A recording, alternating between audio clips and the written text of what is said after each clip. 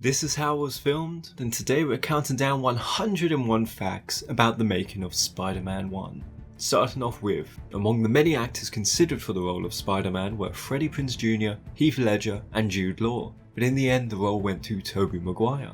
Tobey Maguire was director Sam Raimi's first choice for the role, as he found Tobey's performance as Peter Parker to be believable and real. Raimi said that when he saw Tobey act in the film The Cider House Rules, he knew he was the right man for Spider-Man.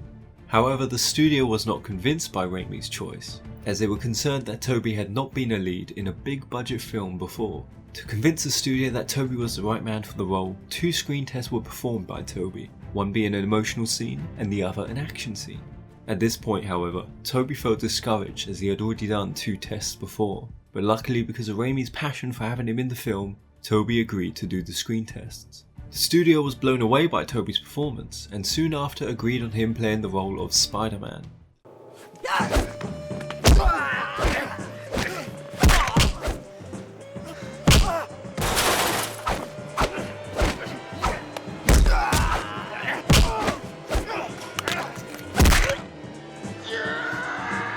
Tobey trained 4 hours a day, 6 days a week, and for 5 months to achieve the physique we see in the film. His training involved a combination of gymnastics, weight training, and martial arts. As he was a vegetarian, he ate lots and lots of tofu to bulk up. Originally, Tobey was only meant to train for 3 months, but filming was pushed back by 2 months, and Tobey used the extra time to train some more, showing his dedication to the role. Tobey had never read a comic book prior to being cast as Spider-Man. To prepare for the role, he read the first 4 years of the Spider-Man comics. In fact, all the main cast read the comics as homework for their roles. Although the cast weren't familiar with the Spider-Man comics, director Sam Raimi was a huge fan of them as a kid. He was first introduced to Spider-Man through his older brother Ivan Raimi, who has a brief cameo with his family in the opening of the film. And for his 12th birthday, his parents paid a local artist to draw a painting of Spider-Man, which he hung up on his bed. Raimi liked the character of Spider-Man because he could relate to him, and believes the success of the Spider-Man comics was because Peter Parker had real problems. He also credits comic books for influencing his visual style as a filmmaker. Before Spider-Man, Raimi was no stranger to superhero films. He wrote and directed his own superhero creation, Darkman, in 1990, and was a producer for Time Cop, a film based on a comic of the same name. Raimi nearly made a film based on the Marvel character Thor in the early 90s, and was to write the film with Spider-Man co-creator Stan Lee. However, the studios were not interested at the time, and Raimi was told comic books do not make good films. A film based on Thor was released 20 years later as part of the Marvel Cinematic Universe. Raimi also wanted to direct both Batman Forever and Batman and Robin, but was not chosen by the studio. When Raimi went to interview for the job of directing Spider-Man, he explained to the studio executives his love of the character, all the aspects he enjoyed from the comics, and how he identified with Peter Parker in his youth. His experience as a director and his interest in the comics landed him the directing job. Despite being happy that he was hired for Spider-Man, Raimi had no idea how he would create a living, breathing Spider-Man that could swing through New York. Raimi credits the work by visual effects supervisor John Dykstra and his team for creating this. John Dykstra previously created the space battle effects for the original Star Wars. Sam Raimi did not want to create a stylized world as seen in comic book movies before, such as the Batman films. Instead, he worked with production designer Neil Spizak to create a real-world New York that could be believable for audiences. Composer Danny Elfman was hired for the music of Spider-Man. Like Raimi, he was no stranger to superhero films, as he composed the music for both Batman and Batman Returns, and previously worked with Raimi on Darkman and Army of Darkness.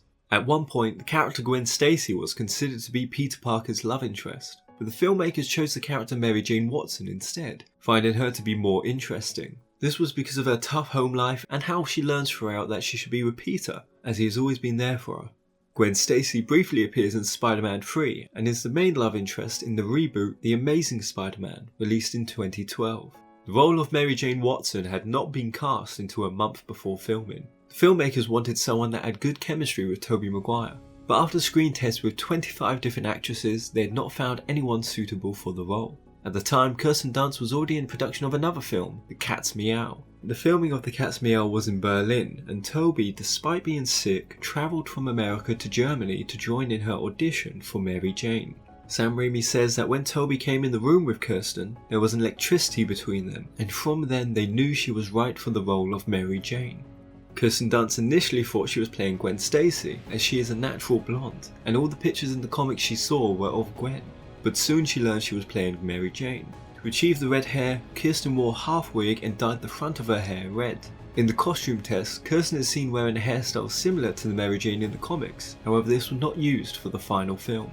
James Franco originally auditioned for the role of Spider-Man. The filmmakers liked his performance so much that they cast him as Harry Osborn, Peter's best friend and son of Norman Osborn. They felt it was believable that Franco could be Willem Dafoe's son. Before the release of this film, there had been numerous failed attempts to make a movie based on Spider-Man. The most notable is director James Cameron's version, who was known at the time for directing both Terminator and Aliens. His version was to be released in the early 90s, but due to rights issues with the character, it did not happen. However, some of the ideas from that version influenced this version of Spider-Man, such as the spider that bites Peter Parker being genetically altered rather than having radiation like the comics. When Raimi was hired for the film, the script at the time featured the villains Electro and Sandman. These villains were originally in the unmade James Cameron version of Spider-Man and were carried over to this iteration. As the script developed, the film's villains changed to be Dr. Octopus and the Green Goblin. But Dr. Octopus was scrapped because the filmmakers thought they wouldn't be able to do both villains justice in one film, leaving Green Goblin to be the sole antagonist. Dr. Octopus later appears in the sequel, Spider-Man 2. Raimi chose the Green Goblin to be the villain for the film because of his personal relationship to Peter Parker, as he is Peter's best friend's father. They also liked having Norman become a surrogate father to Peter Parker in the absence of Uncle Ben, and the dynamic of having Norman be interested in Peter more than his own son, Harry. Both Nicolas Cage and John Malkovich turned down the role of the Green Goblin. In the end, the role went to Willem Dafoe, who wanted it the most after reading the script and talking to Sam Raimi. Dafoe was in Spain working on a film when he got a call from Raimi. Raimi went on to tell Dafoe about the history of Spider-Man and his love of the characters, which went on for 2 hours. Dafoe found Raimi's passion engaging and liked the idea of playing the double role, being the father figure Norman Osborn while also being the villainous Green Goblin. Soon after, a cameraman was flown out to Spain to record Dafoe's screen test and he was cast as Norman Osborn, the Green Goblin. The Spider-Bite scene was filmed in the Natural History Museum in Los Angeles at 2 in the morning. Filming had to happen at night as that was when the public could not be inside. Real spiders were used in this scene. The spider that bites Peter Parker was painted red and blue with non-lethal paint, although some parts were CGI, such as the spider crawling down. The hand that the spider crawls on was not Tobey Maguire's. The webbing in the scene was created using fishing line, as was some parts of the webbing that is later seen coming out of Peter's wrists.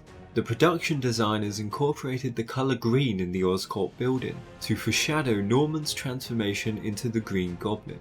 Green is also seen in the Osborn mansion, and towards the end of the film, Harry wears dark green. When designing the Green Goblin costume, the filmmakers looked to the comic version of the character. They wanted to both honour the comic book look, but have the suit fit into a real world they were aiming to create. The costume was then made to relate to Norman's job, having it be a military battle suit. Yet one struggle they had was justifying the Green Goblin's mask. The filmmakers' way of justifying the mask was to give Norman his own collection of tribal and war masks. An alternative Green Goblin mask was created that is closer to the comic book version. This mask would change expression rather than just being a rubber mask. But Raimi believed the audiences would be confused by the mask being so expressive, and instead chose the static battle mask. A total of 9 Green Goblin suits were created, with each suit containing 580 separate pieces.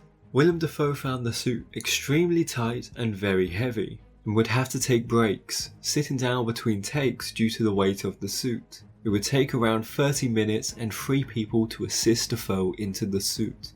Concept art of the Green Goblin glider show a very different design of what we got in the film. As with many of Raimi's requests, he wanted the glider to be faithful to the comics but to be updated. Dafoe had to learn how to ride the glider, and to make it appear that he is controlling it and not being controlled by it. Riding the glider was dangerous as his feet would be strapped in and there was no release mechanism, but luckily no accidents happened. Rosemary Harris plays Aunt May. She previously worked with Sam Raimi on The Gift.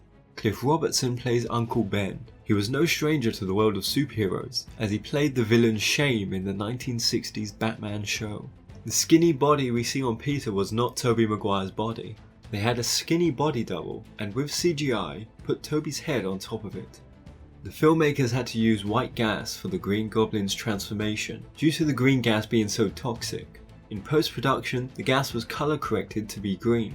Willem Dafoe did almost all of his own stunts.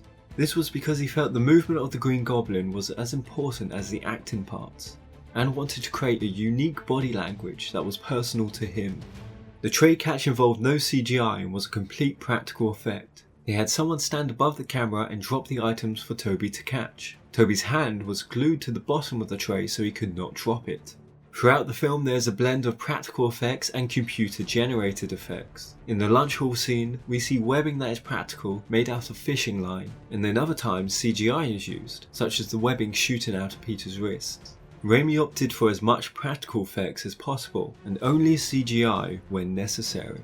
A planned scene that would have came after the lunch hall of Peter going into the school bathroom was cut out. This scene would have involved Peter's web shooting out again and him trying to figure out what has happened to him. This was not filmed as the filmmakers felt it was too repetitive to the lunch hall scene. The idea of spider sense was Peter being able to slow down everything so he could inspect all potential threats. That's why we focus on the fly and the spitball, as they are things Peter cannot control and could be threats. This effect was one of the last things finished for the film.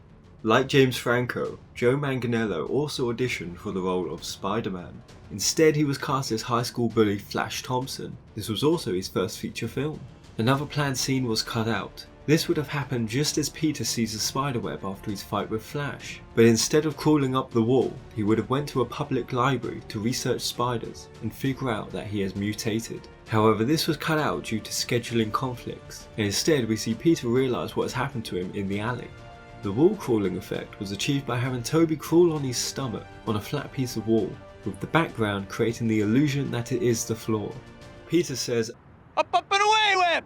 One of the first of 3 references to Superman in the film. The other 2 are Peter ripping open his chest to reveal his suit, as Superman does in his own film from 1978, and Aunt May telling Peter, "You're not Superman, you know."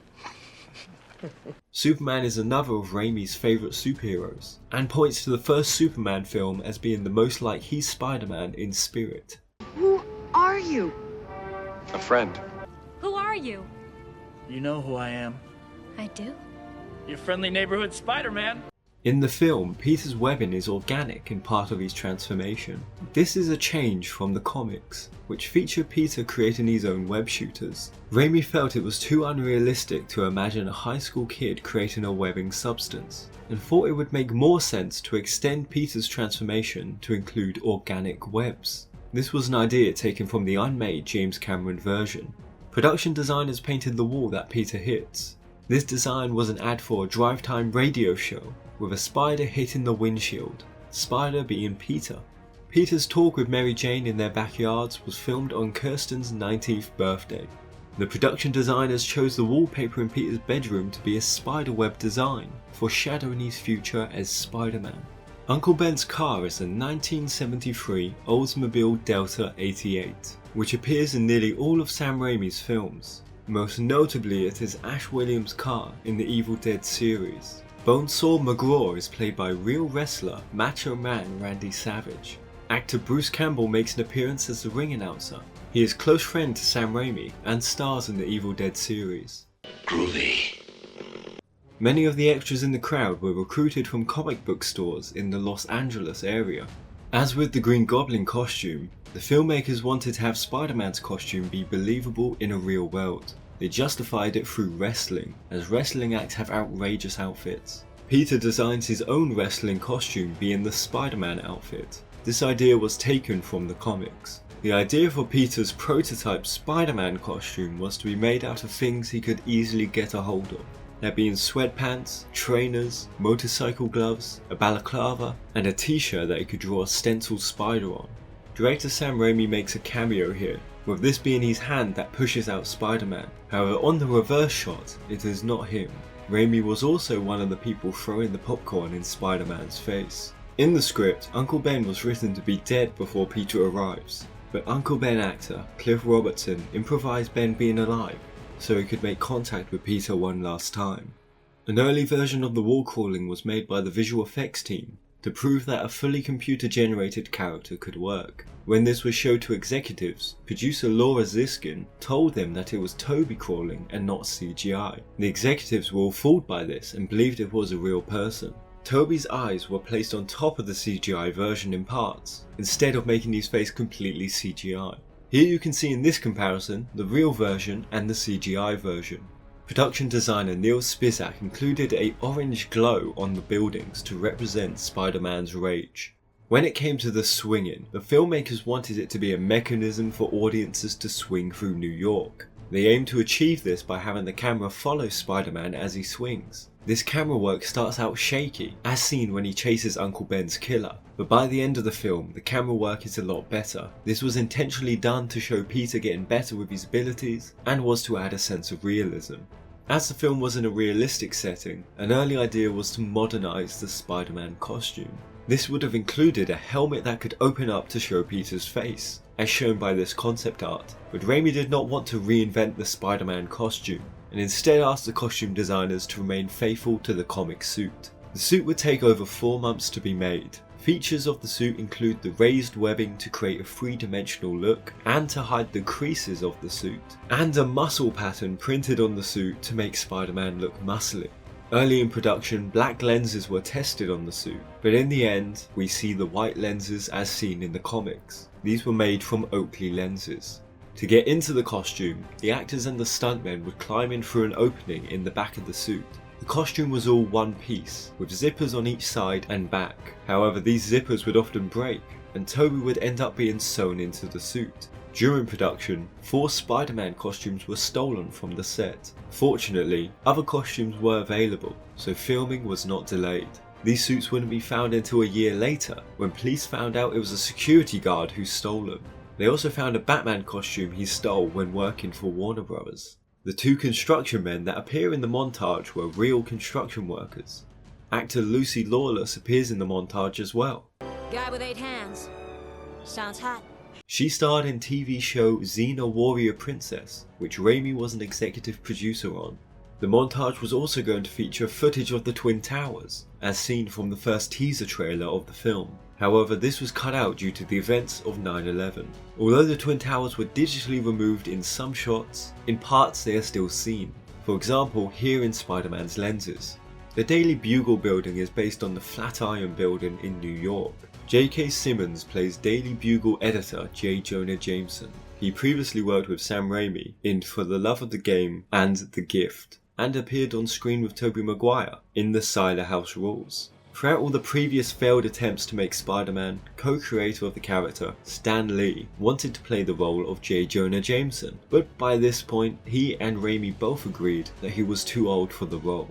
Simmons wore a perfectly flat-top wig and prosthetic teeth to have the exact look of Jameson from the comics. Simmons spent a few days in the offices of the New York Post to get a sense of the atmosphere his character would be used to on a daily basis. Simmons also requested a telescope in his office after seeing the editor of the New York Post having one. Actor Ted Raimi plays Hoffman, head of advertisement for the Daily Bugle. He is the younger brother to director Sam Raimi.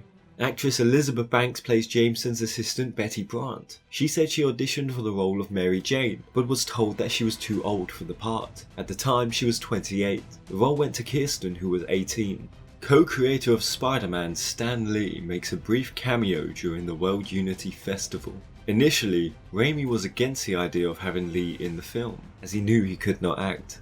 But producer Avi Arad insisted on it, as Lee had already made an appearance in the X-Men, and he wanted it to be a tradition. It ended up being one of Raimi's favourite parts. Lee's cameo was intended to be longer, with different versions. The first being Lee lifting up the girl next to him and carrying her to safety, but after several failed attempts, Raimi told Lee to stop. Another idea was Lee selling glasses and saying, "Oh, hey, how about these? They wore them in the X-Men." But this was cut out. The Oscorp board members were supposed to survive and not be turned into skeletons. This would have led to a scene where the Goblin tracks them down and blows them up. But just before the Goblin kills Fargus, the man in the wheelchair, Spider-Man arrives to save the day. This was not filmed, but extensively storyboarded. The collection of masks Norman has were real tribal masks, collected from all around the world. Norman was also going to have a collection of ancient battle armour. However, the filmmakers thought this would be too similar to the first Batman, where Bruce Wayne has his own room of armour, and instead settled with only the masks. Mary Jane calls Peter Tiger. This was a homage to the character's first appearance in the comics. The idea was suggested by Avi Arad as a reference for the fans, and was Kirsten's idea to say it at the end. I better run, Tiger. In the rain fight, the actor that spins away is Tobey Maguire, who sneaks through a secret door built into the wall, while the stuntman comes down on a harness. However, for the rest of the scene, Tobey was the one hanging upside down. While the rain sequence is the most romantic, it was the most uncomfortable for the actors, especially for Tobey, who could not breathe as the mask covered his nose and was soaked in water. Between takes, Kirsten would stand in front of a heater to try and stay warm. For the fight in the burning building, the actors were in the set when it was on fire, and to the filmmakers' surprise, the suits the actors wore were flammable. Luckily, no one got hurt, but many of the costumes were singed and ruined by the flames. For protection, all the crew had to wear a complete firefighter's uniform, including a respirator. The turkey in the Thanksgiving scene had been sitting around for 2 days. It gave off a rotten odour, and the actors had to pretend it was delicious. Rosemary Harris and Willem Dafoe previously worked together in a film called Tom and Viv. In that film, Harris played Dafoe's mother-in-law, who gives his character a hard time throughout. During the filming of Goblin's attack on Aunt May, Harris jokingly called it the son-in-law's revenge. James Franco's first day on set was the hospital scene. The filmmakers already intended to have his hair match Willem Dafoe's brown hair, but for this scene he turned up on the set with black hair for some reason. For the other scenes in the film, he has his hair dyed brown. Harry and Norman's last interaction together is filmed in the Greystone Mansion. This was the same place they filmed parts of the first Batman in. Wake up, little spider. The Green Goblin jump scare was added in by the editors as a joke, but Raimi liked it so much that he requested it to be transformed into a fully realised scare. Despite Tobey being the superhero, Kirsten Dunst performed even more stunts than he did. This was because she didn't have the luxury of wearing a mask, and instead had to show her face. While Tobey performed many of his stunts, he was often substituted for stuntmen. The bridge fight is a homage to the comics, when Spider-Man fought the Green Goblin on a bridge, which resulted in the death of his girlfriend Gwen Stacy. However, for this film, they used the Queensboro Bridge instead of the George Washington Bridge seen in the comics. And the bigger difference is the film uses Mary Jane instead of Gwen Stacy, and Mary Jane survives. The setting for the final fight was an old abandoned smallpox hospital on Roosevelt Island that still exists today. The interiors were built in a studio inspired by the building. The final fight was intended to be 3 to 4 times longer, which would have included Goblin glider action and another appearance of the Razorbats that are seen during the burning building fight. Oh, great. But the fight was filmed towards the end of principal photography, and they realised there was not enough time to do everything planned. The spit that flies out of Peter's mouth was originally blood. However, for the film to gain a PG-13 rating, the blood had to be turned into spit by the visual effects team. While the arm coming out of the brick seems to be a homage to Raimi's Evil Dead, Raimi himself has said it was a tribute to the old Universal horror movies. The Green Goblin's death is another homage to the comics, as he tried to sneak the glider up behind Spider-Man, yet impaled himself, just like he does in the film. Oh. Norman saying to Peter, "Don't tell Harry." was a reshoot later done after filming ended. You can see that Dafoe is wearing a wig for this scene. This was added in to show that Peter not telling Harry about his father being the Green Goblin, as Peter fulfilling the last wishes of Norman Osborn, who had been Peter's surrogate father throughout the film. The final swing was the last thing finished for the film, taking a total of 6 to 8 months to be completed. The camera that follows Spider-Man's swing would shake when going down as if it were shaken by wind, and would glide steady when moving upwards. This was to make it more realistic, as if a human was operating the camera that followed Spider-Man. Don't forget to check out this video that compares the Spider-Man behind the scenes footage to the released film. If you enjoyed this video, please subscribe and comment down below any films you want to see 101 facts on. Take care.